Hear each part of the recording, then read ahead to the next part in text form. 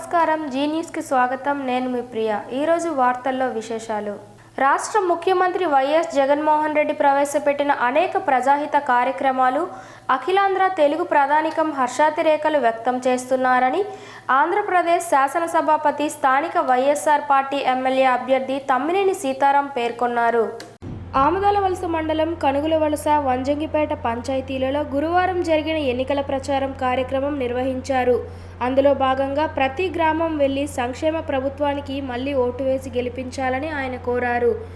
తమ గ్రామానికి వచ్చిన తమ ఆత్మీయ నేతకు గ్రామ ప్రజలు జేజేలు పలికారు. తమ పార్టీ అధినేత రాష్ట్ర ముఖ్యమంత్రి వైఎస్ జగన్మోహన్ రెడ్డికి ప్రజల్లో ఉన్న అపూర్వ ఆదరణను చూసి పులకించిపోయారు. ప్రజాహితం కోరుతూ ప్రభుత్వం ప్రవేశపెట్టిన సంక్షేమ పథకాలను సభాపతి వివరించారు. పార్టీలకు, మతాలకు, కులాలకు అతీతంగా అర్హతే ప్రామాణికంగా సంక్షేమ పథకాలు అమలు చేసిన ఘనత వైసీపీ సర్కార్కే దక్కిందని స్పీకర్ తమ్మినేని వివరించారు. ప్రతి గ్రామంలోనూ మౌలిక వసతులు పూర్తి స్థాయిలో కల్పించి గ్రామాల రూపురేఖలు మార్చిన ఘనత ముఖ్యమంత్రి వైఎస్ జగన్మోహన్ రెడ్డికే దక్కిందన్నారు. రామరాజ్యాన్ని తలపించే అద్భుతమైన పరిపాలన ముఖ్యమంత్రి వైఎస్ జగన్మోహన్ రెడ్డి నేతృత్వంలో సాకారమైందన్నారు. సంక్షేమ రాజ్యం ఇదే విధంగా కొనసాగాలంటే, అన్ని వర్గాల ప్రజానికం సుఖ సంతోషాలతో వర్ధిల్లాలి అంటే ఈ నెల 13వ తేదీన జరగనున్న సార్వత్రిక ఎన్నికల్లో వైఎస్ఆర్సీపీకి అండదండలు అందించాలని పిలుపునిచ్చారు. ముఖ్యమంత్రిగా వైఎస్ జగన్మోహన్ రెడ్డికి ఘన విజయం అందించడం ద్వారా సంక్షేమ పథకాలు కలకాలం కొనసాగుతాయన్నారు. రానున్న ఎన్నికల్లో ఫ్యాన్ గుర్తుపై ఓటు వేసి శ్రీకాకుళం శాసనసభకు పోటీ చేస్తున్న నన్ను, శ్రీకాకుళం పార్లమెంట్ నియోజకవర్గానికి పోటీ చేస్తున్న పేరాడ తిలక్ను గెలిపించి అత్యధిక మెజారిటీ అందించి ఆశీర్వదించాలని మంత్రి ధర్మాన ప్రసాదరావు కోరారు. శ్రీకాకుళం రూరల్ మండలంలోని రెవెన్యూ శాఖ మంత్రి ధర్మాన ప్రసాదరావు ప్రచారం నిర్వహించారు. ఈ సందర్భంగా సిలగాం సింగువలసలో ఆయన మాట్లాడుతూ, ప్రభుత్వాలనేవి ప్రజల జీవితాలను మార్చేందుకు ఉపయోగపడ్డాయా లేదా అన్నది చూడాలన్నారు. చిన్న చిన్న విషయాలను దృష్టిలో పెట్టుకొని మన జీవితాలను బాగు చేస్తున్న ప్రభుత్వాలను వదులుకోకూడదని హితవు పలికారు. ప్రభుత్వం అమలు చేస్తున్న కార్యక్రమాల వలన మన అవసరాలు తీరుతాయని, అభివృద్ధి లేదని కొన్ని విపక్ష శ్రేణులు అబద్ధపు ప్రచారం చేస్తున్నాయన్నారు. మీ కళ్ళెదుట ఉన్న స్కూళ్లు ఎవరి వల్ల అభివృద్ధి చెందాయని, మీ ప్రాంతపు వ్యవసాయానికి నీరు ఎవరి వల్ల వచ్చిందని, మీ ఊళ్ళో ఉన్న రైతు భరోసా కేంద్రానికి సెక్రటరేట్ కానీ ఎవరి వల్ల వచ్చిందని ఒకసారి ఆలోచించాలన్నారు. మీ కుటుంబ అవసరాలకు సరిపడిన డబ్బులు ఎవరి వల్ల వచ్చాయని ప్రశ్నించారు. మనం ఊరకనే ఇతరుల మాటలు నమ్మి మోసపోకూడదని కోరుతున్నానని, ఎంత దౌర్భాగ్యం అంటే ముఖ్యమంత్రి బొమ్మ పాసు పుస్తకం మీద ఉంది కనుక ఆ భూమిని జగన్మోహన్ రెడ్డి తీసుకుంటారని కొందరు చెబుతున్నారు. పథకాలు అమలు చేస్తున్నారు కనుక లంచాలు అడిగారు, డబ్బులు తీసుకున్నారని చెప్పగలరా అని సూటిగా ప్రశ్నించారు. తీసుకుంటే కూడా కేంద్ర ప్రభుత్వానికో రాష్ట్ర ప్రభుత్వానికో అవసరం పడితే 13 యాక్ట్ ఉంటుంది, పార్లమెంట్ యాక్ట్. ఆ యాక్ట్ కింద తీసుకోవచ్చా లేదా అన్నది చూడాలి. ఆ చట్టంలో ఉండేటువంటివన్నీ కన్విన్స్ అయితేనే అప్పుడు నష్టపరిహారం ఇచ్చి తీసుకోవాలి. నష్టపరిహారం ఎంత? 2.5 రేట్లు ఖరీదు ఇచ్చి తీసుకోవాలి. అదే కానీ ఆ భూమి తప్ప ఇంకే భూమి ఆ రైతుకు లేకపోతే ప్రభుత్వం కూడా తీసుకోవడానికి లేదు. జగన్మోహన్ రెడ్డి గారు ప్రభుత్వం కూడా తీసుకోవడానికి లేదు. చట్టం ఈ దేశంలో ఉంటే వీడు మొహం మండ యూస్లెస్ వెలు భూములు తీసుకోవడానికి జగన్మోహన్ రెడ్డి తీసుకుంటుందని చెప్పే మాట ఎంత దిక్కులేనటువంటి వ్యక్తులు చెప్తారో అర్థం చేసుకోవాలని కోరుతున్నాను. దాన్ని బట్టి తెలుస్తుంది కదా వీళ్ళకేమి చెప్పడానికి లేదని. అన్నిసార్లు అబద్ధాలు చెప్పి ఓట్లు వేసిన తర్వాత ఎగ్గొట్టినటువంటి చంద్రబాబుని మళ్ళీ గెలిపించాలని అడుగుతుంది. చంద్రబాబు ఎక్కడ ఉన్నాడు? మన రాష్ట్రంలో అంటే ఎక్కడ నివాసం ఉంటాడమ్మా? ఏమమ్మా ఎక్కడ నివాసం ఉంటాడు? మీకు తెలియదు కానీ హైదరాబాద్ ఉంటున్నాడు. అతనికి ఏం పని ఈ రాష్ట్రంతో? చల్లగా ఉంటుందని, నీ వ్యాపారం సాగుతుందని హైదరాబాద్లో నువ్వు కుటుంబం పెట్టుకుంటూ మాకు వచ్చి రాజకీయాలు చెప్తావా? ఏమి జిల్లాకు చేసినావు చెప్తాయినా నువ్వేదైనా? నీకు కానీ నీకు ఓటు వేయమన్నటువంటి పెద్దలకు కానీ, ఎంపీలకు కానీ, ఎమ్మెల్యేలకు కానీ అడుగుతున్నాను నేను. ఈ జిల్లాకి గడిచిన 14 సంవత్సరాలుగా ముఖ్యమంత్రిగా నువ్వు ఉన్నావు కదా, మీరు తీసుకొచ్చినటువంటి పథకం, ప్రాజెక్టు, ఒక సంస్థ చెప్పగలరా? ఇవ్వదా? నేనంతా 100 చెప్తాను.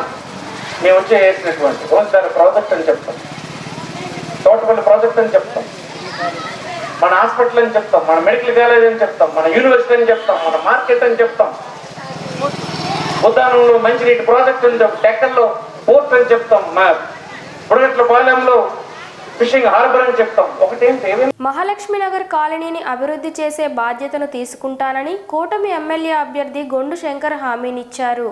శ్రీకాకుళం నగర పరిధిలోని 24వ డివిజన్ మహాలక్ష్మి నగర్ కాలనీలో ఇన్ఛార్జ్ సిరిపురం భాస్కర్రావు, తెలుగుదేశం పార్టీ నగర అధ్యక్షుడు మాదారపు వెంకటేష్ ఆధ్వర్యంలో గురువారం నిర్వహించిన ప్రజాగలం బాబు సూపర్ 6 పథకాల ప్రచార కార్యక్రమంలో గొండు శంకర్ పాల్గొన్నారు. కాలనీలో అన్ని వీధుల్లో పర్యటించి ఇంటింటికి బాబు సూపర్ 6 పథకాలను స్థానికులకు వివరించారు. ఈ సందర్భంగా పలువురు కాలనీ సమస్యలను శంకర్ ముందు వెళ్లగక్కారు. ఎంతమంది నాయకులు ఎన్నిసార్లు అధికారులకు మొరపెట్టుకున్నా సమస్యల పరిష్కారం దొరకలేదని ఆయన దృష్టికి తెచ్చారు. స్థానికుల సమస్యలను పూర్తిగా విన్న శంకర్ సానుకూలంగా స్పందించారు. ఎన్డీఏ అధికారంలోకి వచ్చిన వెంటనే మహాలక్ష్మి నగర్ కాలనీ కష్టాలు తీరుస్తానని హామీ ఇచ్చారు. యువ నాయకులుగా రామ్మోహన్ నాయుడు తాను కాలనీ వాసులకు అండగా ఉంటామని భరోసానిచ్చారు.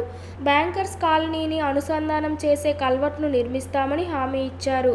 ఒక్క ఛాన్స్ అంటే నమ్మి అధికారం చేతిలో పెట్టినందుకు వైకాపా నేతలు 5 ఏళ్లు నరకం చూపారని, ప్రజలను పూర్తిగా నిర్లక్ష్యం చేశారని ఆరోపించారు. ఈ కార్యక్రమంలో డివిజన్ నాయకులు సిరిపురం హరి, గొర్ల వెంకటరమణ, బి అసిరమ్మ, సిరిపురం మురళీకృష్ణ, సేలం అప్పారావు, సిరిపురం సూరమ్మ, వివిధ డివిజన్ల ఇన్ఛార్జీలు, టీడీపీ, జనసేన, బీజేపీ నాయకులు, కార్యకర్తలు పాల్గొన్నారు. పాలనా రంగంలో సమూల సంస్కరణలు తీసుకువచ్చిన రాష్ట్రాల్లో ఆంధ్రప్రదేశ్ మొదటి స్థానంలో ఉంటుందని రాష్ట్ర రెవెన్యూ శాఖ మంత్రి ధర్మాన ప్రసాదరావు అన్నారు. గురువారం శ్రీకాకుళం బార్ అసోసియేషన్ ఆధ్వర్యంలో ఏర్పాటు చేసిన ముఖాముఖి కార్యక్రమంలో శ్రీకాకుళం వైసీపీ ఎంపీ అభ్యర్థి పి తిలక్తో కలిసి పాల్గొన్నారు. ఈ సందర్భంగా ఆయన మాట్లాడుతూ సచివాలయ వ్యవస్థ రాకతో పరిపాలన సౌలభ్యం లభించిందని, సామాన్యుని ముంగట ప్రభుత్వం ఉంటుందని, ఇది తాను ఎన్నడూ ఊహించలేదని, ఇది ఎంతో గర్వంగా ఉందని అన్నారు. సమాజంలో విజ్ఞులు అయిన న్యాయవాదులు అర్థం చేసుకుని ల్యాండ్ టైటిలింగ్ యాక్ట్ అమలుకు సహకరించాలని కోరారు. 100 ఏళ్ల అనంతరం రాష్ట్రంలో సమగ్ర భూమి సర్వే చేపడుతున్నామని, ఇది పూర్తి అయితే భూమి సమస్యలు లేని సమాజ నిర్మాణం సాధ్యమవుతుందని అన్నారు. భవిష్యత్తులో సబ్ రిజిస్టర్ కార్యాలయం పనులు పెద్దగా ఉండవని, ఇక నుండి గ్రామాల్లో సచివాలయ పరిధిలో మినీ సబ్ రిజిస్టర్ కార్యాలయం పనిచేస్తాయని చెప్పారు. ఈ కార్యక్రమంలో పలువురు న్యాయవాదులు, బార్ అసోసియేషన్ ప్రతినిధులు పాల్గొన్నారు. చాలా తప్పు. వైడ్ రేంజ్ థింకింగ్ ఉన్నవాడు చెప్పాడు. వైడ్ రేంజ్ ఉంది చంద్రబాబు గారు లేదు. నా వ్యక్తిగత అభిప్రాయం అనుకోండి, ఒక పార్టీ లీడర్ అనుకోండి. వ్యాపారం ఇంకా సరదా అదేదో చూశారు కదా మీరు. అమరావతి సిటీకి గవర్నమెంట్ టు గవర్నమెంట్ అని అబద్ధం చెప్పారు. ప్రజలందరికీ తెలియకుండా బోర్డర్స్ ఫిక్స్ చేసి ఆ బోర్డర్స్లో అందరి చేత కొనిపించేసి అతనికి కావాల్సింది కొనిపించి మిగతా అనౌన్స్ చేసి 50 సంవత్సరాలు 40 సంవత్సరాలు సర్వీస్ ఉన్నటువంటి వాడు ముఖ్యమంత్రి అయిన తర్వాత చేసే పనులు ఇవేనా? నాకు అసలు ఏమీ ఉండదు. ఇతర థింకింగ్ మీరు చూడండి కావాల్సింది. ట్రాన్స్పరెంట్ వే కింద కరప్షన్ లెవెల్స్ బాగా తగ్గించాం. బ్యాంక్ బ్రాంచెస్ వచ్చాయి, అకౌంట్స్ అందరికీ వచ్చే దేశంలో. దాన్ని ఉపయోగించుకొని డైరెక్ట్గా మనీ ట్రాన్స్ఫర్స్ ఇచ్చే పని చేసింది. వివిధ ప్రోగ్రామ్స్ కింద పూర్ పీపుల్కి, రైతులకి, అన్ని వర్గాలకు అందించినటువంటి మొత్తం 2,75,000 కోట్ల రూపాయలు ఇచ్చినప్పుడు ₹1 ఎవరికి లంచం ఇవ్వకుండా ప్రజలు ఈసారి రక్షించబడ్డారని మీకు మనం చేస్తుంది. ఈ వ్యవస్థలో లంచం అనేది ఒక పెద్ద జాడ్జియం కింద మనందరికీ తలంచుకునే స్థితిలో ఉన్నది. మరి అలాగే జగన్మోహన్ రెడ్డి గారు గడిచిన 5 సంవత్సరాలుగా చేసిన అభివృద్ధి కార్యక్రమాన్ని కూలంపోషంగా మీకు చెప్పడం జరిగింది. అతను టైంలో చేసే ఈవేళ మనం శ్రీకాకుళం జిల్లాలో ఒక ఇచ్చర్ల కాన్స్టిట్యున్సీ పక్కకి వెళ్తే ఎంత నష్టపోతామో ఓ సీనియర్ కౌన్సిల్గా అతను తీసుకున్న చొరవ ఆ రోజు ఒక విధంగా ప్రభుత్వం డెసిషన్ తీసుకుంది, సీఎం గారు డెసిషన్ తీసుకున్నారు. దానికి పొచ్చినిచ్చే ధైర్యం శాసనం ఇంకో రైతు చేయలేరు. ఇంటింటి పార్టీలు ఉండి ఈ జిల్లా ప్రయోజనాల కోసం ఈ జిల్లాలో ఏ ప్రాంతం అయితే దూరం అయితే ఎంత నష్టపోతామని ఆలోచించి దాన్ని ప్రభుత్వం దృష్టిలో పెట్టి ఓపెన్ బహిరంగ సభలోనే నా అభిప్రాయం ఇది అని ధైర్యంగా చెప్పగలిగిన గత ఎన్నికల ప్రణాళికలో చెప్పిందే చేశామని చేసేదే చెప్పామని ఎమ్మెల్యే అభ్యర్థి రెడ్డి శాంతి స్పష్టం చేశారు. ఎల్లంపేట మండలంలోని కొవిలాం, శ్యామలాపురం, ఆర్ఆర్ కాలనీ, మల్లికార్జునపురం, కరకవలస, కుసుమలపాడు, రావిచంద్రి, పూసాం, చర్లంగి, జాడుపేట, బొత్తాడసింగి గ్రామాలలో భారీ బైక్ ర్యాలీ నిర్వహించి ఎన్నికల ప్రచారం చేశారు. ఈ సందర్భంగా ఆయా గ్రామాల్లో మాట్లాడుతూ గత ఎన్నికల్లో మేనిఫెస్టోలో పొందుపరిచిన సంక్షేమ పథకాలన్నీ 100% అమలు చేసిన ఘనత దేశంలో వైకాపా ప్రభుత్వానికే దక్కిందన్నారు. చంద్రబాబు మాదిరిగా ప్రజలను మభ్యపెట్టి మోసపూరిత హామీలను సీఎం జగన్మోహన్ రెడ్డి ఇవ్వలేదని, ఇటీవల సీఎం జగన్మోహన్ రెడ్డి విడుదల చేసిన ప్రజారంజక మేనిఫెస్టోలో సంక్షేమ పథకాలకు రూపకల్పన చేశారని తెలిపారు. 2014లో చంద్రబాబు, బీజేఎస్, జనసేన కలిసి విడుదల చేసిన మేనిఫెస్టోను అమలు చేయకుండా చంద్రబాబు మోసం చేసి ప్రశ్నించిన లబ్ధిదారులపై ఎదురుదాడి చేశారని ఆరోపించారు. ప్రస్తుతం విడుదల చేసిన టీడీపీ మేనిఫెస్టోలో అదే మాదిరిగా మోసపూరిత హామీలతో రూపొందించిన ఎన్నికల్లో లబ్ధి పొందాలని కుట్ర చేస్తున్నారని విమర్శించారు. చంద్రబాబును గెలిపిస్తే జన్మభూమి కమిటీలు ఏర్పాటు చేసి ప్రజలను దోపిడీకి గురిచేస్తారని హెచ్చరించారు. పేద ప్రజల సంక్షేమానికి పెద్దపీట వేస్తూ తెల్ల కార్డు ఉన్న ప్రతి ఒక్కరికి సంక్షేమ పథకాల ద్వారా ఆర్థిక ప్రయోజనాలను నేరుగా లబ్ధిదారుల ఖాతాల్లో జమ చేసిన విషయాన్ని గుర్తు చేశారు. చంద్రబాబును గెలిపిస్తే ప్రస్తుతం అమలవుతున్న పథకాలన్నీ నిలిచిపోతాయని, జగన్ను గెలిపిస్తే ప్రస్తుతం అమలవుతున్న పథకాల ఆర్థిక ప్రయోజనాలు మరింత పెంచడమే కాకుండా నిజాయితీగా, పారదర్శకంగా అందుతాయన్నారు. ప్రజలు జాగృతితో వ్యవహరించి ఎవరి వల్ల మంచి జరుగుతుందో గ్రహించి ఈ నెల 13న జరగనున్న ఓటింగ్లో వైకాపా ఎంపీ అభ్యర్థి పేరాడ తిలక్, పాతపట్నం అభ్యర్థిగా రెడ్డి శాంతికి ఓటు వేసి గెలిపించాలని కోరారు. వైకాపాకు రోజులు దగ్గర పడ్డాయని, ఆ పార్టీ నేతల ప్రలోభాల పాచికలు పారవని మాజీ ఎంపీపీ గొండు జగన్నాథరావు అన్నారు. శ్రీకాకుళం రూరల్ మండలం కనుగులవానిపేట చెరువులను సర్పంచ్ వెంకటరమణ, కనుగుల అశ్విని, మామిడి శివ, ఇప్పిలి శివశంకర్ ఆధ్వర్యంలో గురువారం జగన్నాథరావు సందర్శించారు. వేతనదారుల ఇబ్బందులను తెలుసుకొని అనంతరం బాబు సూపర్ 6 పథకాలను వివరించారు. మహాశక్తి పథకంతో మహిళలకు ఆర్థిక భరోసా కలుగుతుందని, కుటుంబ ఖర్చులు తగ్గించేందుకు ఏడాదికి 3 సిలిండర్లు ఉచితంగా అందజేయడం, మహిళలకు ఉచిత బస్సు ప్రయాణం కల్పించడం జరుగుతుందని తెలిపారు. అదేవిధంగా యువత, రైతులు ప్రయోజనాలు సూపర్ 6లో ఉన్నాయన్నారు. ఎన్డీఏ హయాంలో అన్ని రంగాలు, అన్ని వర్గాలు అభివృద్ధి చెందుతాయని భరోసా ఇచ్చారు. రానున్న ఎన్నికల్లో కూటమి యువ నాయకులు రామ్మోహన్ నాయుడును ఎంపీగా, గొండు శంకర్ను ఎమ్మెల్యేగా భారీ మెజారిటీతో గెలిపించాలని కోరారు. ఈ కార్యక్రమంలో టీడీపీ, జనసేన, బీజేపీ నాయకులు, కార్యకర్తలు పాల్గొన్నారు. మహిళల ఆర్థిక ప్రగతికి ఎన్డీఏ హయాంలో చంద్రన్న సారథ్యంలో బాటలు పడనున్నాయని నియోజకవర్గ తెలుగు మహిళా అధ్యక్షురాలు గొండు స్వాతి శంకర్ పేర్కొన్నారు.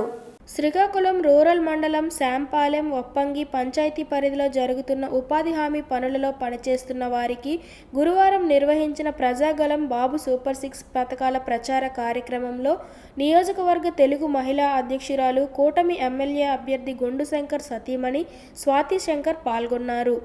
బాబు సూపర్ 6 పథకాలను, మేనిఫెస్టోలోని అంశాలను స్థానికులకు వివరించారు. ఈ సందర్భంగా ఆమె మాట్లాడుతూ, చెట్టు పేరు చెప్పి కాయలు అమ్ముకున్న చందంగా తండ్రి వైఎస్ఆర్ పేరు చెప్పుకొని సానుభూతితో అధికారంలోకి వచ్చిన జగన్ ప్రజాటంక పాలనతో రాష్ట్రం అధోగతి పాలైందన్నారు. ప్రభుత్వ ఆస్తులను తాకట్టు పెట్టి వేల కోట్ల అప్పులు చేసి ప్రజలకు అరకొర సంక్షేమాన్నిచ్చి ఆయన మాత్రం కోట్లు కూడబెట్టుకున్నారని ఆరోపించారు. రాష్ట్ర భవిష్యత్తు అంధకారంలో నిలిచిన వేళ జననేత పవన్ కళ్యాణ్ చొరవతో ప్రధాని మోడీతో కూటమిగా ఏర్పడి చంద్రబాబు రాష్ట్ర అభివృద్ధికి ముందడుగు వేశారని తెలిపారు. ఈ కార్యక్రమంలో నాయకులు శ్రీమతి లక్ష్మీప్రసాద్, బలగ సూర్యారావు, బలగ నరసింహారావు, బలగ తాతారావు, విష్ణువర్ధన్, దొండపాటి లక్ష్మీనారాయణదేవ్, శ్రీకాంత్ మరియు ఇతర నాయకులు పాల్గొన్నారు. ప్రత్యక్ష దైవం, ఆరోగ్య ప్రదాత శ్రీ సూర్యనారాయణ స్వామివారి హుండీలు లెక్కించగా 36 రోజులకు గాను నోట్ల రూపేణా, చిల్లర రూపేణా మొత్తం 31,85,917 రూపాయల ఆదాయం వచ్చిందని ఆలయ ఈవో ఎస్ చంద్రశేఖర్ తెలిపారు. గురువారం ఉదయం 9 గంటలకు ఆలయ అనివెట్టి మండపంలో శ్రీహరి సేవవారితో లెక్కింపు జరిపామని తెలిపారు. బంగారం 24 గ్రాములు మరియు వెండి 1 కేజీ 470 గ్రాములు మరియు విదేశీ మారక ద్రవ్య నోట్ల రూపేణా United States of America $43, Australia currency $50, Qatar central bank 13 riyals వచ్చాయని తెలిపారు. ఈ కార్యక్రమంలో శ్రీకాకుళం జిల్లా దేవాదాయ శాఖ అధికారి ప్రసాద్ పట్నాయక్, ఆలయ అనువంశిక ధర్మకర్త ఇప్పిలి జోగి సన్యాసిరావు, ఆలయ ప్రధాన అర్చకులు ఇప్పిలి శంకర్ శర్మ పర్యవేక్షించారు.